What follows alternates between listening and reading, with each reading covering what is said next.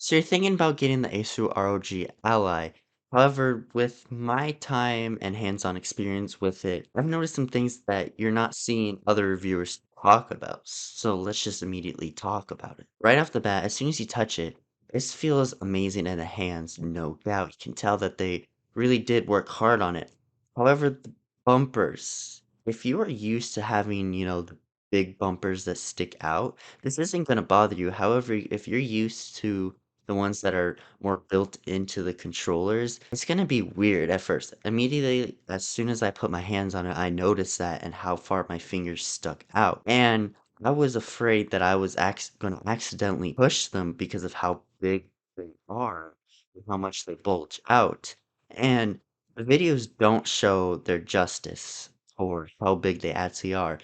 The nice thing about them is you do have to put some effort in to push them, but just sticking out like that completely just made me go like, "Oh, wow." And another thing is when I was playing with it, I did touch the screen, and the screen, it was warm. And as a person that has really sensitive hands when it comes to cold and heat, and that's one of the reasons that I suffer with the Switch Lite, is how it can get warm and I feel it on my hands and it feels like it's on fire, even though it's not.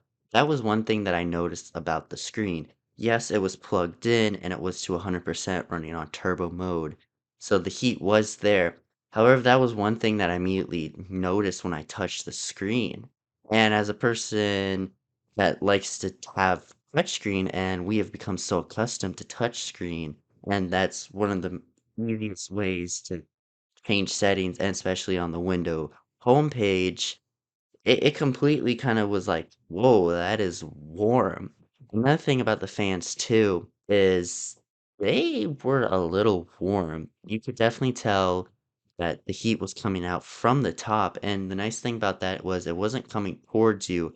However, if you stuck your hands out, you could feel it, and if you have something covering it or near it, the fans will get redirected because of whatever is obscuring it, and it'll touch your hands depending on what it is. This really isn't a huge deal, especially if you're not have sensitive hands like I do. However, that was one of the things that I immediately noticed by the fan, on how if you move your hand the wrong place and you have something near it, not directly on it, but near it, when it gets redirected, it can touch your hands and it's gonna be noticeable. Another thing too is due to stocking issues, just other things, I have not actually been able to actually purchase an Asus ROG Ally near my area. I've traveled outside my town. So when I was able to get my hands on the Asus ROG Ally for the first time, I was actually a little disappointed. I immediately booted up Forza Horizon 5 since, that's the demos you can get. And it kept stuttering on me. The frame rate was there, it was pretty solid. However, in the intro, it kept dipping, it kept freezing, it kinda, like, kept hiccuping, and that, as a consumer, really made me worry and made me rethink of, "Should I even get this handheld?" In gameplay all over YouTube, you don't see that, and I didn't get any gameplay because I don't have one where I am at the moment. I was just able to test it out. And the thing that I did read online was sometimes the units are set to have 4 gigabytes of VRAM instead of the 8, so you do have to change that. I don't know if the unit that I was playing with and testing was set to 4. That could be it, and I did try changing the settings, even on high, it was originally set to very high, turbo mode, plugged in, it still was doing it. Even when I took it down to high, it still was stuttering, and I didn't get to mess around with it completely. Armory crate and settings, so easy. It is a little confusing at first of how do I exit this game, but you just click the armory crate, it'll take you out of it, show all your games. It was a very smooth transition, I will give it that. However, picking it up and actually playing it, all of the hype and all the anticipation kinda just went away for me, at least. And it was kind of just, "Yeah, this is just a handheld PC," and with the performance that I was experiencing, it didn't make me feel comfortable and made me feel reassured about even getting it, and right now, I'm even still second guessing if I should get one. I love the Switch and all that.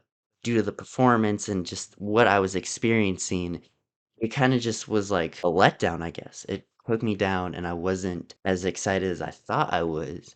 And I even had people with me. And when I actually got a chance to play it, I was so excited. And I was just like, well, yeah, this is just a PC handheld. So my overall thing about it feels great. It does what it does. I wasn't able to do excessive testing on it. Other YouTubers say that it runs great and stuff. However, my firsthand experience, it was not as great as the other claim. And that could just be the unit that I was playing with. It could be that the RAM wasn't set to the max. I don't understand what the issue was, but it was a letdown for sure. It was a letdown and it made me second guess.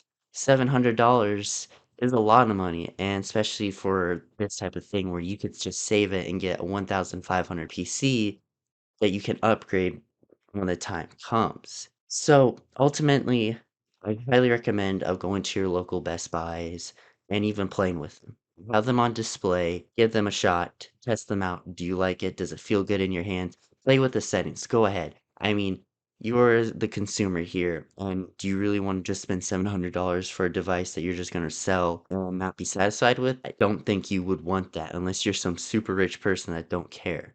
However, as an average consumer, stuff like this matters. You know, there's other parts of life that we have to spend money on. So go to your local Best Buy, give it a shot. Do you like it? It looks amazing. It runs iffy. I don't know if it was up to the latest version, if it had the 8 gigabytes of VRAM. I'm not sure. However, from my experience, the performance, it ran great at times, but there was hiccups here and there that made me second guess. Anyway, gamers, tell me what you think in the comments. Love reading them. Hope this was able to help you decide, do you really want to? And again, go to your local Best Buy and just try it if they have it on display. So, see you gamers and hope